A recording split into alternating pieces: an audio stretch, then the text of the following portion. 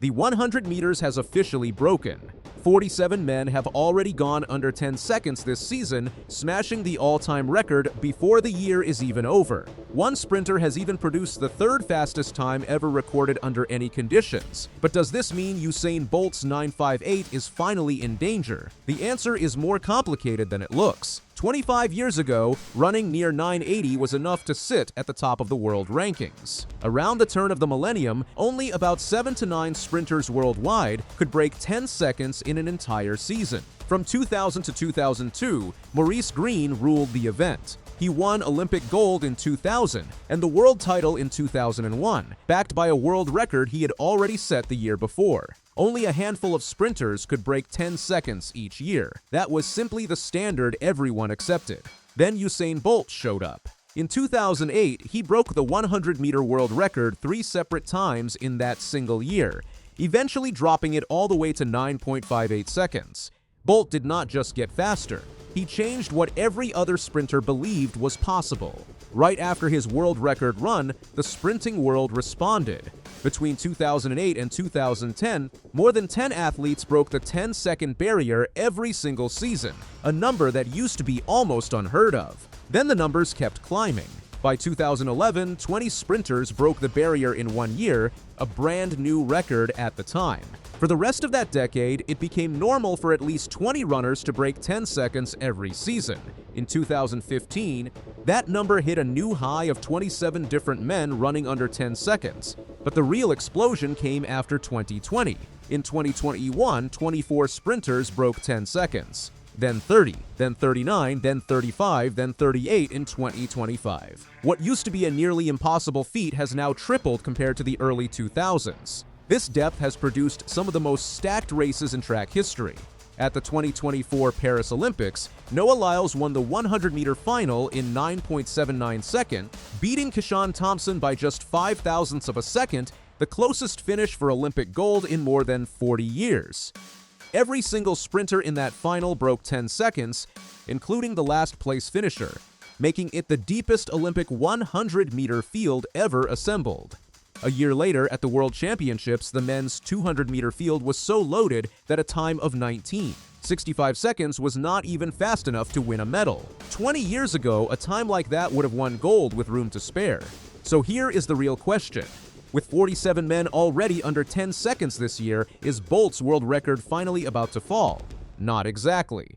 And the reason comes down to timing, not talent. Take Jordan Anthony. He is one of the most exciting young sprinters in the world right now. Anthony won the world indoor title in the 60 meters with a blazing 6.41 seconds, tied for one of the fastest times ever run at that distance, beating Olympic silver medalist Kayinsola Thompson in the process. That performance came just months after he left college football behind to focus fully on track. He has already broken 10 seconds in the 100 meters 4 separate times this outdoor season. But his fastest time all year is still from his season opener at an early meet in Gainesville, where he ran a 9.91 clocking. Anthony clearly has the talent to run much faster than that. He just has not lined it all up on the same day yet, and that is exactly the point. Now compare that to Usain Bolt in 2008. That year, Bolt broke the world record in New York with a 9.72. Then he stunned the world at the Beijing Olympics with a 9.69. Just 20 days later, he ran one of the most underrated races of his career at a Diamond League meet in Brussels, clocking 9.77 while running straight into a headwind of negative 1.3 meters per second. Adjusted for that wind, it was nearly the same level of effort as his Olympic gold medal run. Bolt knew exactly how to peak at the right moment, and he kept doing it again and again at major championships for years after that. One of the reasons he could do that is because he never competed in the indoor season. He saved his body and his speed for the biggest stages of the year. Instead of spreading himself thin across months of smaller races, sprinters now do not have that luxury. The current schedule expects athletes to compete indoors and outdoors all the way from January into the fall.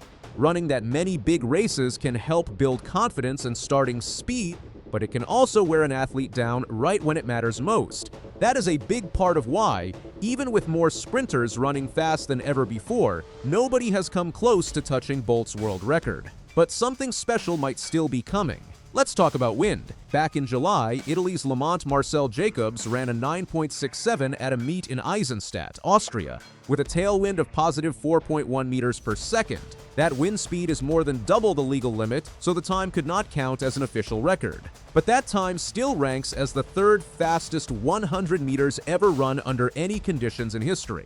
Only Bolt has ever gone faster, and Jacobs beat a field that included 400-meter world record holder Wade van Niekerk. Some people online brush this off, saying that kind of wind makes any sprinter look fast. But here's something most people don't know. Back in 2008, Tyson Gay ran a 9.68 at the US Olympic trials with the exact same wind reading, 4.1 meters per second.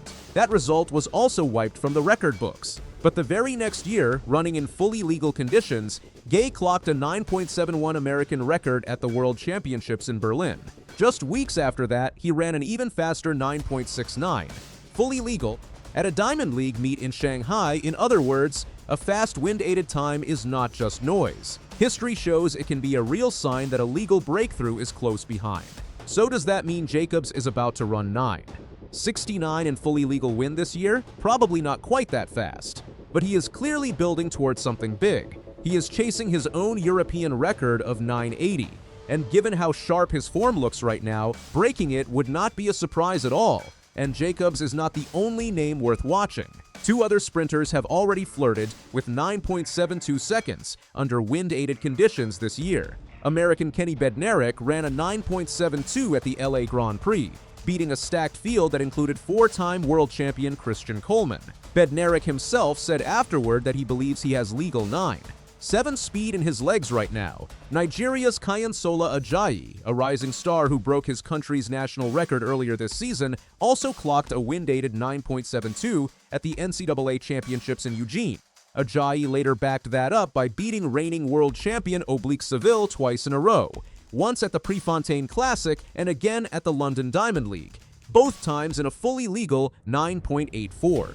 Both results show just how much raw speed is sitting in this generation of sprinters, waiting for the right day and the right conditions to line up. That is the real story behind this event. It is not that sprinters now are somehow more talented than Bolt or Gay or Maurice Green. It is that there are so many more of them running at an elite level at the same time. A rising tide lifts every boat, and right now, that tide is higher than it has ever been.